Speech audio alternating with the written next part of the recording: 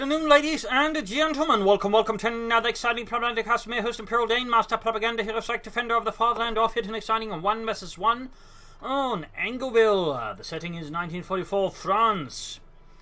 The invasion is well underway as the Americans are on the Breadmarshliveplace attack here with the 1st Armored Division pushing against the Germans under the command of Hellcats here in the south, a bit further away from the front line, step by step.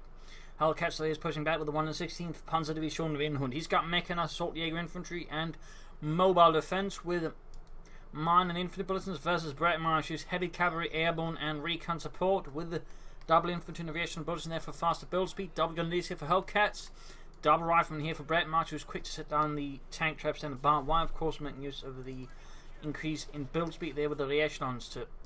My apologies there. Increase in build speed. Basically, after getting the update for Steam, very unreliable in terms of friends listing. It just crashed on its own, then occasionally reboot it, but that for some reason pulls me out onto the desktop. So that rather slightly caused an abrupt change there. So my apologies. Second gun squad almost done there for Hellcats. Second gun of right squad they're already done here for Breadmarsh, is pushing across the sides. Here we got Grenadiers, Pioneers pushing against Reasons just as they finish the tank traps, a bit like it there for Breadmarsh.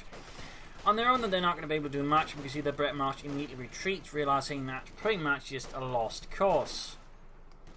Second rifle squad they're following up, and the West Brigade riflemen up there as well for Breadmarsh. So while Breadmarsh is sort of going for a wider approach here, very effective in some ways, Hellcats is much more focused on the eastern side. As a southern Wehrmacht player, you only tend to find this is not necessarily the most advisable of things. It can easily backfire on you depending on their opponent plays. We'll see how that works out here for Hellcats though.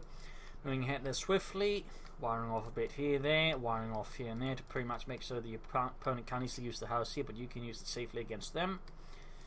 Active play there, Grenadiers bringing up, pushing forward there for the Fatherland. No machine guns yet for Hellcats. Third rifle squad there arriving for Breadmarsh. And slowly dispatching more force towards the west. Can also set up for a flank going up through here and then sitting up behind here. It's a notable weak spot a lot of players tend to overlook. Gonna do someone watch against the rifleman in their hand on the other side, ready to watch off against any German approaches. Fourth Grenadier squad there for Hellcats, still a machine gun and a kind of Maschinengewehr. Pioneers sneaking past behind here. There's some bits that we can sort of sneak through here as well. Not used a lot, but it can still be effective at times. Points there being secured, points here being secured. Victory points. Neither player's actually secured a victory point yet. I mean, early on it's not necessarily as important, but it's still sort of funny to note that neither player's yet to go on for a single one. But again, early on getting the resources is more important. But there you go, big push from Hellcats into those. Got 3 Grenadiers, they're taking the riflemen, swarming about one squad there. Tactically makes a lot of sense, of course, to use to apply as much firepower as you can in one spot. It's a bit of reckless whether he's doing it. I mean, he's taking himself, I think, a lot of needless fire. And there's, of course, kind of the issue when you try to make these kind of push, you can just get a bit reckless because you just got so large numbers. Unit preservation and such can, take a bit of a hit there. As you then just, begin taking slightly more risks there, in this case, losing total Grenadiers. Bit possibly senselessly, but well, we got a roll following up for Breadmarsh, MG42 then for Hellcats, so 4 Grenadiers, 1 MG42, could be a tier 3 rush, but they haven't been popular as of late. So I think it's more likely it's just going to be very heavy tier 1 into tier 2 here for Hellcats. We'll see what it ends up with. The round continue to fight against the Grenadiers. At max range, the Grenadiers have the advantage with the K9 TKs. It's used to sort of mid to short range. The riflemen have the advantage, in particular up close. They overall have 50% more DPS than the Grenadiers. And right here, I feel Hellcats is making a mistake. Usually in these situations, you do not walk up to the riflemen. Again, that's pretty much just begging them to punish you because, again, they out-damage the Grenadiers by quite the margin. So right, he's going to have to fall back. This is a really poor move there, to be honest, by Hellcats, almost losing both Grenadiers. Rifleman sneaking up behind. Very good move by the way there by Breadmarsh, sort of basically avoided any movement there from Hellcats and just went straight for the field point. And the West Grenadiers, the echelons, Grenadiers on health need to retreat as well. Leaving only 1 Grenadier squad, a Pioneer squad, and an MB42 at the front line. We got Rifleman 14 winning grenades. Yes, we do have grenades for Breadmarsh. A very aggressive play here. Breadmarsh does favour grenades. Of course, allows him to play his Rifleman even more aggressively, get up close and do some very nasty and naughty things. In this case, it didn't work out super well, but even then, it is a warning here to Hellcats. Of course, be a lot more careful because one good grenade can really risk doing a lot of damage to Hellcats. And there you go, grenades off from one side. He's not paying it. Oh, there we go, retreat. Good work there by Breadmarsh. MD42 moving up. It's going to, I think, possibly be too late. Plus, now he's exposed on the flank here as well to the rifleman. Back here, going to need to get moving. Schnell. And I imagine we got tech up there for him. Yes, indeed, Hellcats got the tech. Ambulance on the way for Breadmarsh. In the meanwhile, plus I imagine tech as well for himself. We got the company command post. The captain, rifleman there flanking the MD42 as predicted. Moving up with their Garans, their rifles, their hearts filled with violence. Rather than the 5 Gondoliers as these brave sons of Germany attack. Ready to push back to Yankee, but the rifle getting into it before. The Grenadiers leaving them in a pretty awkward spot. Rifling it off there from the hedgerows. Now in this case, it's going to be too late for him to react in a lot of situations since he can't see the rifle grenade being fired. Very nice work there by Hellcats, pushing for the core on these that were trying to disrupt Breadmarsh's western hold and cut off the fuel lead for a brief while.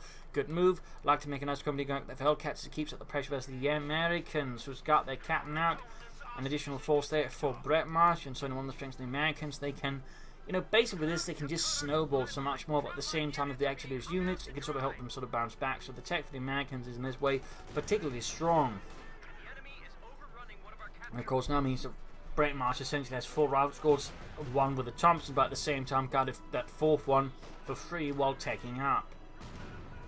Very potent. Can this the force back? They're going for the fuel pump there. We can see these aggressively harassing Breadmarsh, basically trying to keep Breadmarsh being too fat in fuel. Really strong move there by Hellcats. Certainly still needs to be mindful of the situation here. 2-2 there. They like to punch the big wagon, forcing up behind heavy cover. Cap moving ahead, but it's going to get suppressed there. Of course, he's going to have to consider some anti-tank weapons here, most likely. There goes smoke grenade off from the cat. Very nice move there by Breadmarsh. Suppresses the machine gun, and there you go. Grenade is pushed back by a fragmentation grenade. In the west, they can use as rifleman. More rifle pushing up the west side here with the echelons in support. And the MD42 positioning. A lot of pressure there on Hellcats. Back here, Grenadiers reinforcing. 2-2 almost done. Rather than being assaulted by Grenadiers from both sides. Again, closing up into the effective range stuff. And there you go. This time around, rifle grenade though turns the tide and wipes the rifleman. In this case, it might have in fact been using the Grenadiers as bait. In which case, good move there by Hellcats. All the way, that worked out amazingly well. MD14 to fall back here. Close to being marked here with the rifle. The camera there. We got the 2-2 moving back the able to escape. No, the machine gun gets wiped and it gets within effective range of the. Oh! Was actually about to pop a regular grenade. There you go, pops the anti-tank rifle grenade. Cap moving up. Do we have bazookas there? We do not. So the 2-2 might have a chance. They're still going to need some support for it. It's going to probably try and stall here for the MD42, but Breadmarsh is not to be deterred. He is also gone for airborne. He's immediately calling in paratroopers on more or less the same spot. Popping a grenade on the 2-2 to try and help deal with it. Very good move there. You can do that versus Veep's been mobilized. The Mark II frag grenade can do a bit of damage to the being blast with the 2-2 Grenadiers arriving as well. MD42 hauled off there by those dastardly Yankees, and there we go. We've got the paratroopers in. 101st Screaming Eagles. Alright, Leute, let's get some Screaming Eagles, something to really scream about. Oh, Scheiße, they're coming after us. Nein! Ah, the sergeant is screaming. Ach, mein Gott. Troops are reinforcing. Need to get moving there, Schnell. Paratroopers with them on carbines, of course, quite able to do a lot of damage. Grenadiers there, though, got almost a wipe there by the looks of it. Rifle, in fact, barely make it back home. But there we go. Most of Breadmarsh's forces now back in base, leaving him only with a paratrooper squad here, and not even a full-strength paratrooper squad now. Then, after having landed awfully close to the Germans, still Hellcats has short 1 machine gun. Breadmarsh has got 1 machine gun. He's got some infantry, including the elite paratroopers. So some aggressive rifling of both sides. I don't think both sides really had any sort of long-term control over the fuel, one way or the other. So that's definitely some nice play there from both sides. Very much determined to keep the other bastard off the fuel. And then, oh, he actually got the mortar, but I don't think he realised he couldn't grab it all the way. Breadmarsh gets it back. It would have been great there for Hellcats. Actually able to nab Breadmarsh's mortar and turn that against him. In particular with the stolen machine gun. Medics on the way there. Rifling about. Paratroopers falling back. They're getting the Thompson upgrade there. Very good on the paratroopers with the tactical assault ability. If you know how to use that, your paratroopers can be absolute monsters. And now Hellcats is following up with a mortar, the Granatenwerfer. Rather than finding out, Grenadiers moving in as well. Got some mortar moving up there for Breadmarsh, machine gun coming up as well. Sadly, they're pointing in the slightly wrong direction. We can always turn it around. Always turn it around.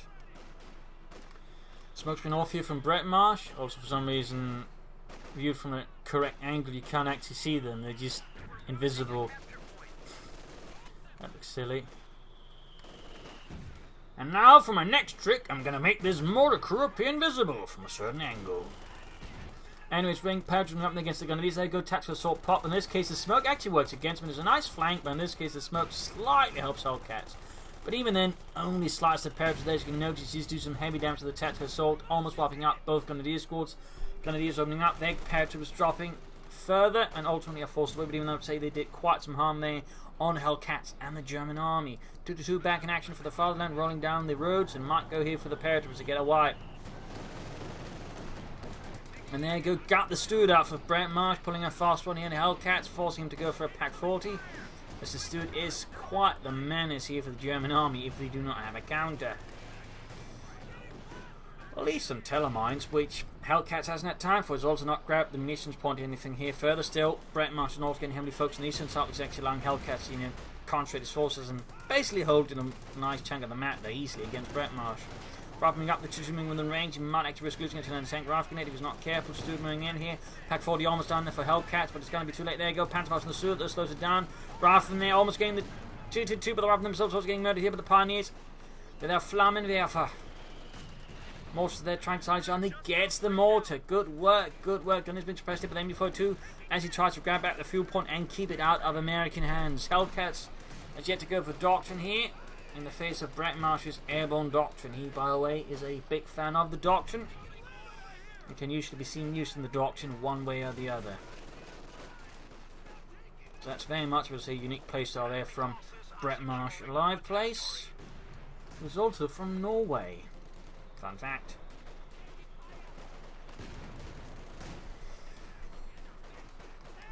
Rather than getting blasted by the Grenadiers, Captain flanking in there, nice work. 2-2 being fixed up there for Hellcats. He's got plenty of fuel. He could consider maybe trying to take up here and push for some medium armor fast here versus Breadmarsh, but would be a bit risky. The other option would possibly... Oh, Rifle against the MD-42. Small chance of getting it, maybe. And again, they're all being pinned down by the MD-42, so sadly it looks like fortune does not favour Hellcats here. And yeah, he's going to have to fall back. He might lose the Grenadier squad there, getting a bit too greedy. Troops healing and forcing to do good to go. Pack 40 backing up. There you go, paratroopers get the wipe there, using tactical assault on the retreating Grenadiers. Of course, they're also more exposed now. Here's the two who can actually do some heavy damage to them. And of course, there's the downside to it. I mean, it gives, I think, a roughly 50% accuracy boost, which in submachine guns is like massive. But of course, it also means they get a large penalty as well to received accuracy, plus they move slower, so used incorrectly can just mean your paratroopers get shot down quickly, but used correctly they can do some incredible damage before the opponent can react. Similarly, the stormtroopers have a very likely same ability there with their assault rifles. It's one of the reasons why I love the stormtroopers, because they got ambush camouflage, meaning you can set up even better for those tactical advances, or tactical assaults, whatever you want to call it. So a little fun fact there. Troops in enforcement, we got the take up there for Hellcats. Wunderbar. Wunderbar. Onwards! German soldiers, strike back, these amerikanische Schwein. And they're pushing forward against the captain there. Steward there, grabbing the point. Even the steward there is being left to stand about. I mean, okay, theoretically he could lose the steward there if, say, Hellcats should have crept up from here and just rushed it somehow. Like if you say went Jaeger Infantry, used sprint. He could theoretically get to it before Breadmarsh had a chance to react, maybe. I mean, that would have been pretty neat if it happened. Like it won't. Takeover though happening there. Breadmarsh is not taking up. There's also a bit strong infantry increasingly, or at least forces overall. Units can get some good pressure then Hellcats, and that could give Hellcats maybe the chance to get back into the fight. 2-2 moving up. Pack 40. Oh, he's also moving up the west side. Good work there again. I think part of the issue is Hellcats just thinking too linearly. He's not, for example, trying to heavily outmaneuver Breadmarsh at the moment. Admittedly, now there's Breadmarsh. I mean, for all of Breadmarsh's panache, he does seem to be a fan of the book of no flanking. There you go, Pioneer strengthening the TMI pins around the MD-42. Very good work there by Breadmarsh. 2-2, they're almost being taken out here, but Steward got the Pack 40, the Panzerfaust off as well. He might be able to get the Steward. There we go. Machine gun there, tank for the Pioneers, and they're going to need mortar fire, smoke from their Pack 40 force to fall back here due to the person, plus the paratroopers there marching in. Brand new thing there, brand new Chicago typewriters. Hey Fritz, ja, do you know why they call it the Chicago Typewriter? Nein, because they can't write. They can only shoot guns. They're dumb, those Americans. We need to get that Diploma Corps schnell. And you should also consider some sort of upgrade for the Grenadiers. I mean, sort of faster one, we could probably just be going for Jaeger Infantry getting some G43s up. You can just go for Jaeger Command Squad, since in those situations then pop tactical advantage at the wrong position. You can punish them better using G43s. So there you go, 12 kills, halfway to Victory 3. Breadmarsh here certainly showing the power of the paratrooper. 2 being fixed up again, 8 kills, sort of roughly halfway to Victory 2. He needs to push up here. And we got the Grenadiers being pushed back here by the Steward. We got an M1 anti-tank as well for Breadmarsh. He's certainly starting to consider the possibility of German tanks arriving to do naughty things to him. Going up some reactions as well here. Might be for just building stuff, might be for repairs. And there you go, tactical assault. Easily wipes the Grenadiers in retreat. Hellcats here having suffered extraordinary infantry losses. It will have to replace some of these losses now. Yeah, again, paratroopers, tactical assault. Absolutely devastating combo if you know how to use it. Definitely one of my favourite units in the game. Stormtroopers are definitely my favourite infantry unit in the game, for sure. So some fun facts there. Rather than need to be careful with the mortar about Grenadiers moving in. We got one MD-42 up there for Hellcats troops, good. He can also go for the Panzer IV right about now. That's going to be great here versus Breadmarsh, since he's only got Breadmarsh, he's got one anti-tank gun. So as long as Hellcats doesn't do something really silly with his Panzer IV, should have a decent chance here. Breadmarsh, meanwhile, though, is not taking out yet. That's good for Hellcats, though he should really choose a doctrine. He could go for mobile offensively for the Austrian reserves, so he could just quickly flesh out his ranks. Could be an idea. Jaeger Infantry for the Air Command Squad. Ambush camouflage, though I don't think he's going to use it. And just G45 can be a cheap way of just upgrading his guns with all these Raven and paratroopers. Plus air support and artillery support doesn't hurt either. Panzer almost done. Need to be careful with the Grenadiers. With all these paratroopers about, they can very quickly punish Hellcats Grenadiers. Again with tactical assault, so I'd probably recommend switching on securing the west side first and then going up free and then flanking behind. I mean, usually the trick to playing Angle is understanding this bit here and this bit here, and basically sort of understanding if you get control on one side and trying to flank through here or here, depending on sort of who, you know, holds that side. It's a neat little sort of thing about Angoville, which I feel like not a lot of people consider. Pack 4 lands good in the Stuart though, penetrates the rear armour with a resounding punch. Sending in the Panzer IV towards these on its own, pretty risky there by Hellcats, to be honest. Always be mindful of just rushing in tanks. And he's, in this case, they're just clearing up the wall to make it easy for him to move into the southern compartment, if you will. But he really should be using the tanks and supporting his troops in the west to gain that part before then moving to the east. I mean, right now he's just trying to do too much at the same time with a slightly wonky force composition on either side of the map, which is only really to the advantage of Breadmarsh. But another MD-42 for Hellcats, very good. Breadmarsh could consider laying down some mines with his re-echelons, would not be a bad choice. Could catch up any tanks briefly to make them easy targets for the anti-tank guns. Fighting position can also be an option. In this case, just going for tank traps used for cover. I mean, that's also an option for sure. And there you go, and one of the lands got hit on the Panzer IV. And we got the Sherman out here for Breadmarsh as he's finally taken up there versus Hellcats and the German army. Die Deutsche Armee. Die beste Armee. Back here, troops reinforcing, healing Grenadiers setting out there. No upgrades there for Hellcats Grenadiers. Bazooka on the way. Alright guys, once the bazooka arrives. From where? Shut up, Carl. We flank the Kraut Panzer and we fill its rear armor with rockets. Alright, just any moment now. Shouldn't we go over there, Sarge? No, and I'm Captain, damn it. Alright, Captain, god damn it, Carl.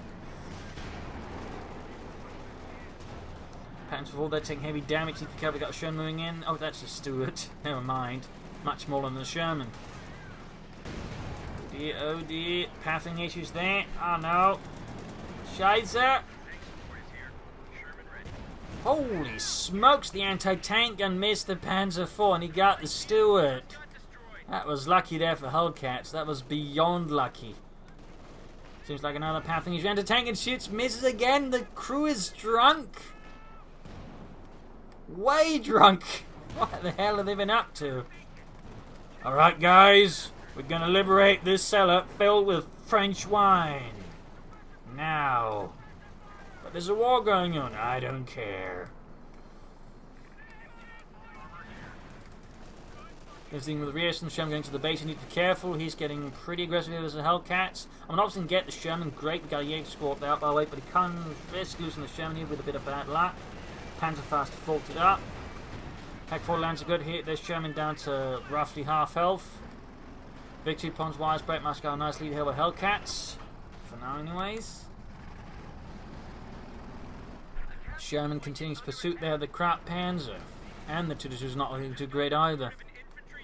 Got a unit wipe that looks like some rations bit the dust once more in service of democracy. We're true patriots.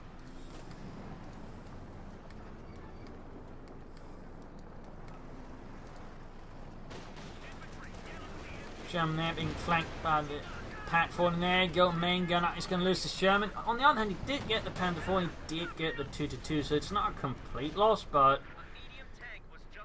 the question, of course, is how much was that worth to Breadmarsh? I mean, in this case, the situation, who can replace the tank fast? I probably, the best way of sort of evaluating this. In this case, Breadmarsh, with more map control, can faster replace his Sherman than the Hellcats can replace his Panzer IV. So, ergo, on top of the losses there that he inflicted on Hellcats with the Sherman, he can more easily replace the tank. So, overall, it's probably just a win there for Breadmarsh. More to the need to retreat. Oh, no, he's not retreating fast enough.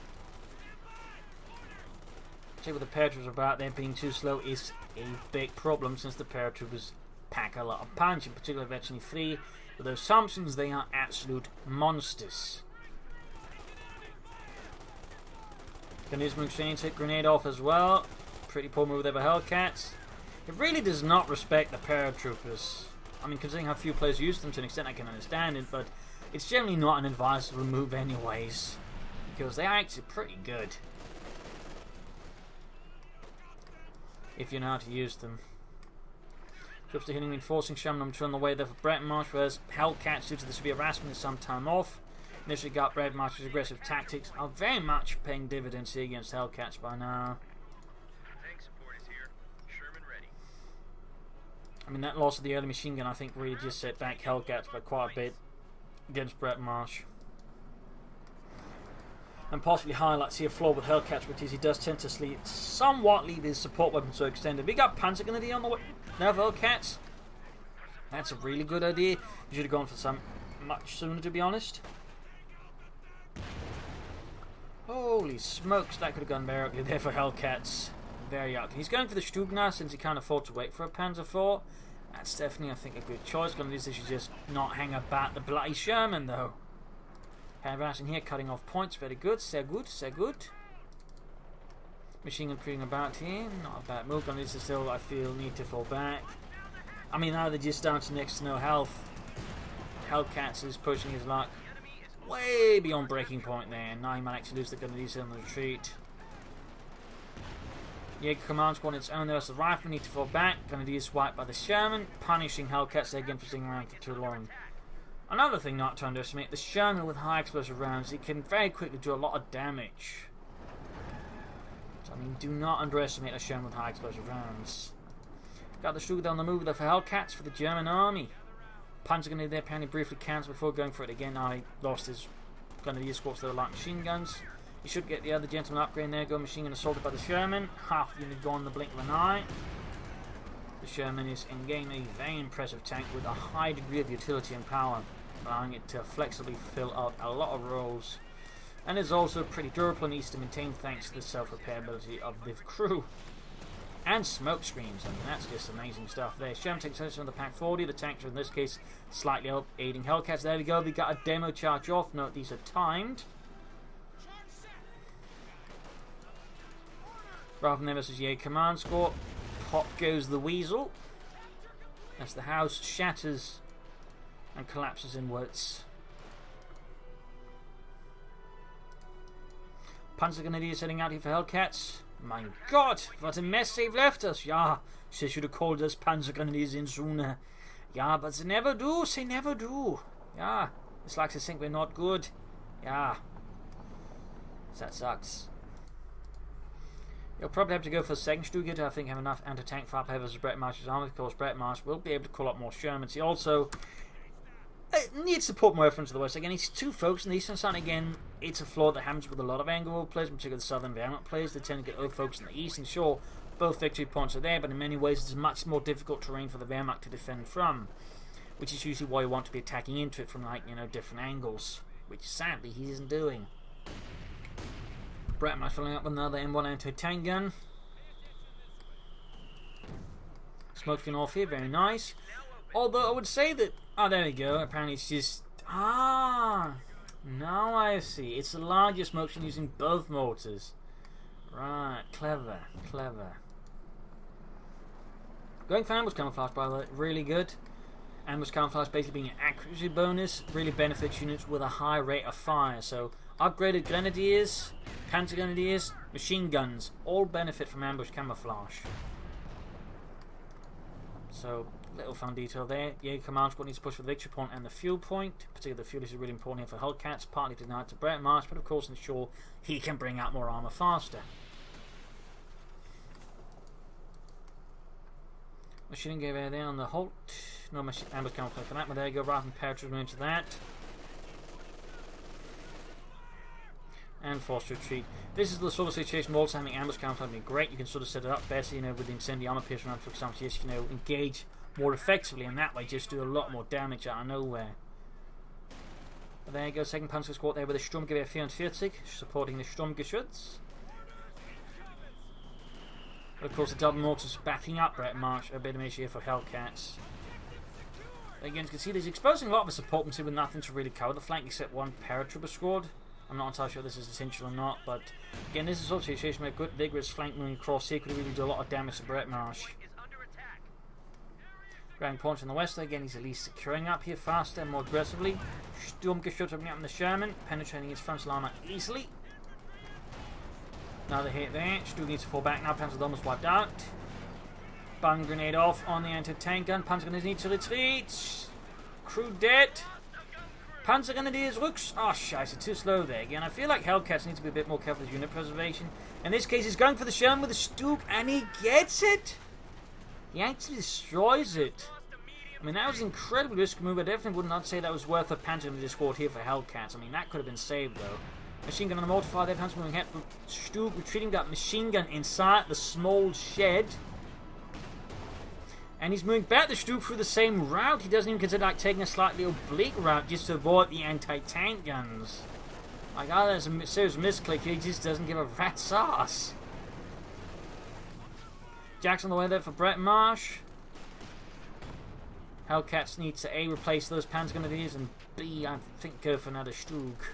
But there you go, grenade on the MD-42. Guessing that was a misclick or some misordering there from Hellcats. He should have really been retreating in there. And finally, we got something resembling a flank here from Breadmarsh Hellcats. There you go, in this case, at least catching one exposed support off guard. The anti-tank gun. Sehr good. Machine gun number 2 being stolen away here from Hellcats. He definitely needs to be more careful with the support weapons. It's definitely seemingly becoming a bit of a recurring theme here in Hellcats' little book of mistakes. He tends to like push the support weapons like these, just, you know, Panzer Grenadiers armored in Kruppstahl. But he got one machine gun back on the other hand. Grenades off there, lots of grenades. Breadmarsh here showing himself as not taking any chances. Stug still in repairs. Hellcats, he might go for another Panzer for their paratrooping ahead. Need to cap. Oh, he pops it too soon. Just keep engaging that max. No, Hellcats 9, what are you doing? You're literally walking into where they want you to be. Oh god, I think that might have been a reflex he wasn't thinking about. But usually, when they're popping at max range with a tactical assault, you just shoot at max range. You do get close. Remember, they take a big fat penalty to received accuracy. This is going to become a lot easier to hit, so you just fight them there. So that was a bit of a mistake there, to be honest, by Hellcat. Like, he just walked into their effective range with that. Going for a Panzer IV replacement Panzer Grenadier. Good. He's actually managed to gain most of the west back there, so we can see he's actually doing some damage here to Breadmarsh, but again... A lot of smaller errors keep cropping up that enter Hellcats play, and it's making it much easier for Breadmarsh to sort of punish him, which is usually not what you want to be doing. He's wrecking the anti-tank, and there's no one who can steal and turn against Breadmarsh, which of course is very good. Breadmarsh, meanwhile, has barely got any map, but he's got a sizable advantage, so he can just make a big push, probably to gain some of it back, and the Stug still needs repairs. Going up with another mortar as well. Looks like he's acting decisive. First it was Panzergunist, then a mortar, then a machine gun. Gotta be careful about those moments of indecision. They're usually the spot where things can go slightly wobbly if you're not careful. And there you go, Breadmarsh sending a force westwards here with double rifle machine gun, and then another force eastwards with paratroopers, mortar, and to captain, and the machine gun number 2. Very good work, you're pushing through bone there, using the cover here by the tank trap there tied up. Very good. Breadmarsh still making use of his superior numbers, just push across a wider front here. Panzer running straight ahead. Stug is finally being repaired there. Could have been much sooner into the field. And he should remember to upgrade his tanks with pin-and-mount machine guns. They do benefit from, plus the Stug, of course. Plus the Sturmgeschütz. He's got the anti-tank gun ready, but he has to move on. And this is one reason we really do not like being here in the south. This bit of heteros makes it absolutely difficult to sort of properly defend the area here with anti-tank guns and likes. Again, this is why I prefer the west side as sort of my main base, because again, attacking into here is much easier than feeling sometimes than defending it.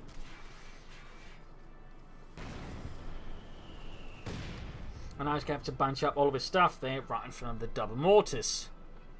And now he's continuing the west side as well to Breadmarsh, so definitely something the Hellcats needs to be careful about.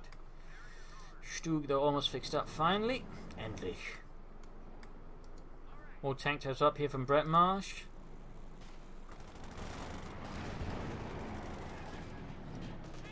Panzer then engaging the paratroopers. 36 kills. I mean, those paratroopers really done absolutely amazing work here versus the Hellcats and the German army. Oh, full wipe there from the Panzer IV. A bit of vengeance there. A tearful Breadmarsh. It's always paratroopers turn into slush of meat and freedom.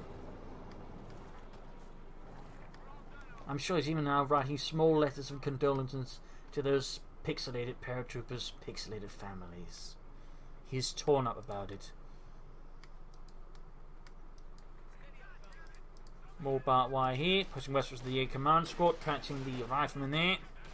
And now he's going for Panzergunners again. He's got a good grasp here of Panzergunners. He needs them, but I just wish he also had a good grasp for keeping them alive for longer than, 5 minutes. That'd make me very happy.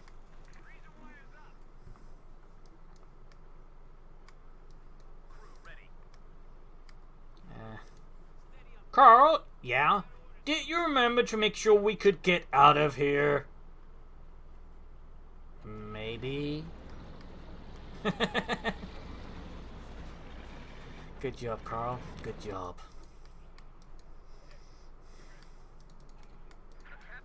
So a bit of quiet here as Breadmarsh untangles his men there from Carl and his wonderful moves. Jackson there versus the anti-tank machine gun combo. Panzers are hiding out, using ambush camouflage. Pioneers on the fire from the mortar. Panzer moving westwards here, supported by infantry, Panzers and the Sturmgeschütz. Still no pin-and-mount machine gun on them though. They really benefit from it.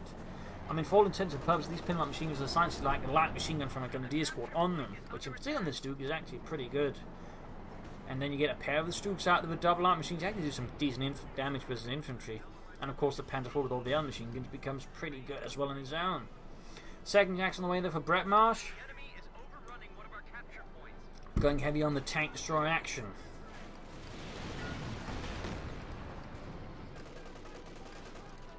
Panzer needs to fall back. He's trying to obviously silence the mortar, which is great, but needs to be careful not to take any needless damage here, Thiel, from Breadmarsh's tanks. We've got artillery called in on the machine gun. The light infantry should sounding off. Laying down a storm of death.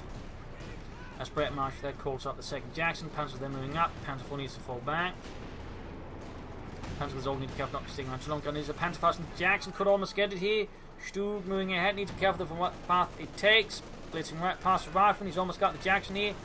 A bold aggressive maneuver here for Hellcats. I can understand though why he's doing it. He might just be able to get it, but he might also lose the Stug if he's not careful. There you go, got it. But he's going to lose the Stug though to the Jackson. Still, getting rid of one Jackson is still a big help here for Hellcats, though it now means it's a Panzer IV, but with several anti-tank guns versus Breadmarsh's Jackson. We got more Panzer Grenadiers here, not bad, not bad. I would recommend a machine gun to deal with infantry, but now the situation actually in the favour of Hellcats. He's actually got a slightly larger force now, he's got more infantry in a sense, and he can easily pull in with more armour. Right now, they would recommend another shoot. The two Panzer IVs can take out the Jackson if you use them correctly. Still, victory points wise, Breadmarsh is still in the lead, but force wise, he is beginning to hurt a bit. He is beginning to ache. Like a sprinter who's run too long, didn't drink enough water. Remember kids, stay hydrated. Ground the fuel put in the west with the Jaeger command squad. Troops moving back and forth. He needs acting more pioneers to repair his armour. That's actually just the thing I realised there. Ground the fuel put in use of the Jackson. We've got air paratrooper squad number 2 for Breadmarsh. Panzer Grenadier with Grenadier spotting tanks moving in. We've got a smoke screen down there to help him grab points and fall back. Very nice move there by Breadmarsh. Good intuitive use there of the smoke. Thumbs up from the Propaganda Master. And then go straight into the Veteran 3 machine gun, and unlike Breadmarsh, Hellcats got no smoke except the Jaeger command squad, which is in the west. Panzer squad they're wiped. Again, he pushes to 5 times, extends and gets punished. Machine gun versus machine gun. It's in the opposite from the Breadmarsh's MD42 punishing Hellcats machine gun, which is easily exposed and unsupported with armour.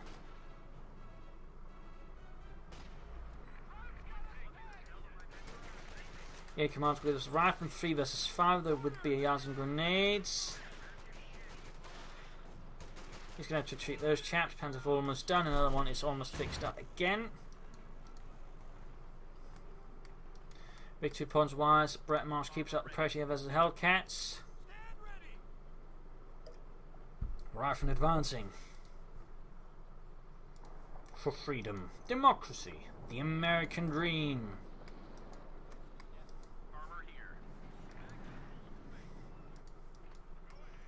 Victoriously, heroically, got them all moving up there for Breadmarsh.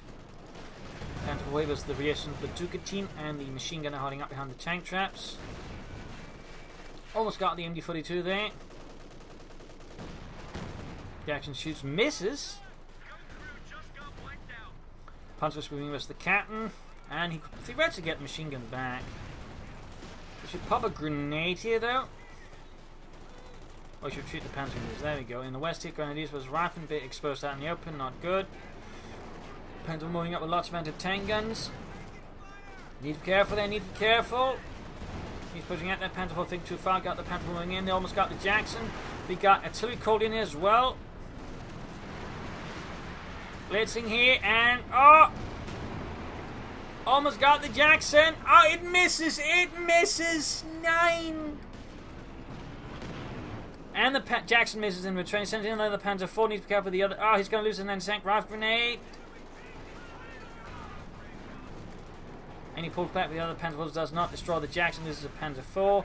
Not good there for Hellcats. Troops being reinforced. He needs to get back on the field. He's shortening infantry once more. Whereas Breadmarsh got plenty. And he's also not got a lot of victory points. More Grenadiers have Hellcats, good, good. Destroying the mortar there, denying it to the armies once more. And we got that ace machine. I mean, that machine has just been an absolute thorn in the side of Hellcats. And is one of his own. The irony. Breadmarsh there with another Sherman.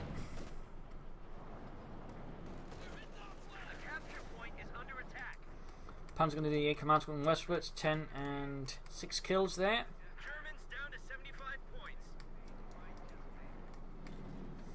75 points left, 72 versus 344. Mortar spotted by the Panzer Grenadier. Got the paratroopers there with the Thompsons. Ooh, straight into the Jaeger command squad. The machine gun crew there is taking extensive casualties, showing up. Panzer IV falling back. Need to get the anti-tank guns up here. It's back up. Getting flanked here. Rifleman might be helpful here for Hellcats versus Breadmarsh. Also needs to grab that victory point here. Grab the western one successfully though. Rifleman easily dodged here by Breadmarsh. Got Rifleman from the North Jaeger command squad. He hastily beats a very brave retreat. Panzer IV to the rescue. Panzer there forced away for very understandable reasons. And we got the Jackson hot in pursuit. Ready to knock out some crap panzers. With the Shen backing it up here. And the tank almost got the victory point there, got the victory point here, got the point there. Back here, troops in reinforcing for Hellcats.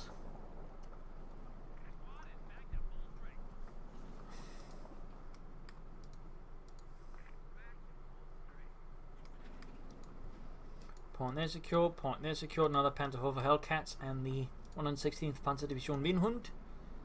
First armor though is looking not too shabby here for Breadmarsh. Note the way the anti-tanks is not good here again. For example, here there's parts of the lines of fire that are blocked. You also really shouldn't be expecting a big armored push. You should be expecting a push through the more open eastern terrain. So I'm splitting up the anti-tanks. So this is just really inefficiently done there by Hellcats. And I feel like not quite understanding how anti-tanks work properly. Target one is necessary because it doesn't have it. Other anti-tank still. Oh, I think he's panicking. He might be overstressed. Anti-tank is not doing anything soon enough. Panzer taking hits, cleared out. Other anti-tank still is not assisting. Troops not assisting fast enough. Panzer 1 taking up. Panzer 1 2 ready. Panzer 4 kaput here. Down to 61 here versus Breadmarsh 291. Machine gun almost being taken out here by the rifle. And that's going to be his third machine gun there, wiped by Breadmarsh. And the anti-tank there took way too long to get anywhere. Again, this is also the problem when you've got terrain like this and you just set up the anti-tank in the wrong position. It becomes much more difficult to get into good position. So again, I'm really not a big fan of if you're Southern Wehrmacht, you start out here. West is usually much, much better for the Wehrmacht, in my personal experience. Panzer Grenadier setting out here rather than the fire from the Panzer 4. I mean, Hellcats is not out of the fight yet, but things are starting to look pretty rough here. He's losing more and more units. He's falling further and further behind without, I think, doing enough damage to Breadmarsh. He's starting to feel like he's getting a bit tilted. He's beginning to make a lot less efficient action. There you go. Panzer Corps eventually 2 wiped out by the paratroopers. Again, proving the worth here. Paratroopers advancing into tank and backing up. If he could. Except he can't hit those, can it? Goes against the air command, 16 here versus the paratroopers, getting some kills in again. He moves up closer though. You do not move up closer versus submachine gun troops, Hellcats. You don't. And there you go. The ace machine gun once more bares its fangs.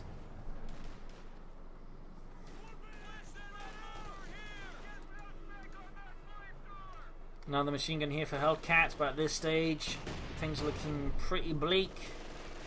It's unraveling very fast, like a poorly knit sweater. Machine gun they're covering up here in the west. Artillery called in. On the veteran 3 machine gun, and none of the shells so far making much of an impact. There we go, got a few kills, but ultimately machine gun easily escapes. Down to 61 here as Breadmarsh is grabbing most of the points. Another machine gun almost done for Hellcats. That's going to be his 4th MG42. So many machine guns tragically lost here. Nice sprint here though from the gunners, getting past the machine gun pretty fast. And now she's just wrecking the machine gun. Breadmarsh does not need another MG42. He's got enough. He's got enough of souvenirs, and then one is, his own little trophy after the war's over.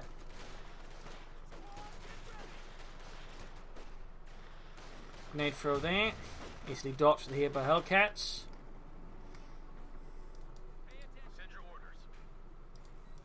Panzer 4 being fixed up.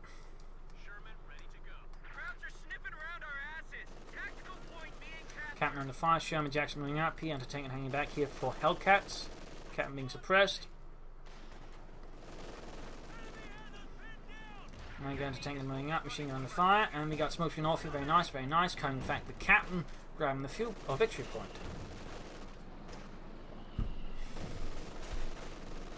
In this case, a bit too late, but still, I appreciate the idea. Punch the overwhelming the machine gun, falls on the back, but even then, Hellcats is not having the most amazing of times.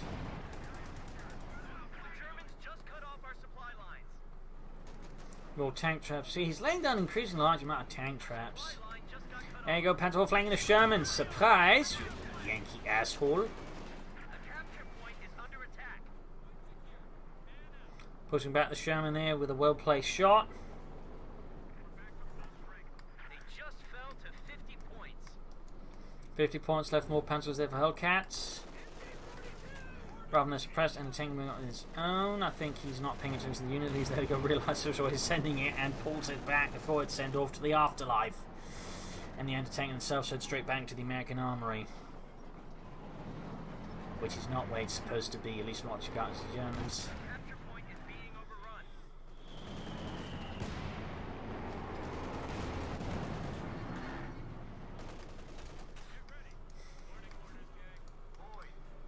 Finally, he's actually conducting a flank from here. Finally! It took him like 45 minutes. Way too slow there by Hellcats. Way too slow to realise upon this. Now it's getting, I think, just more out of desperation than actual, you know, tactical acumen, I'm afraid. Bomb grenade off the Panforce extending itself too far. Sherman Jackson got the bazookas, though, of course, threatening the flank as well. Panforce line going down. Panforce almost been wiped out. Here it's starting to look a lot like Sitzkrieg. Panzer almost taken out. Anti-tank guns got hit in the Sherman. We've got the paratroopers swarming in, backed up by riflemen. The anti-tank gun crew, their stance, no chance as they just swept away there.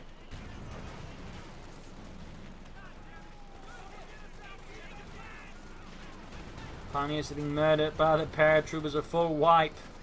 Stug on the way there for Hellcats, nice, but it's just collapsing now, I think. Like a wet paper bag. Panzer fall down. Destroyer is ready for action. Another tank shot here for Breadmarsh.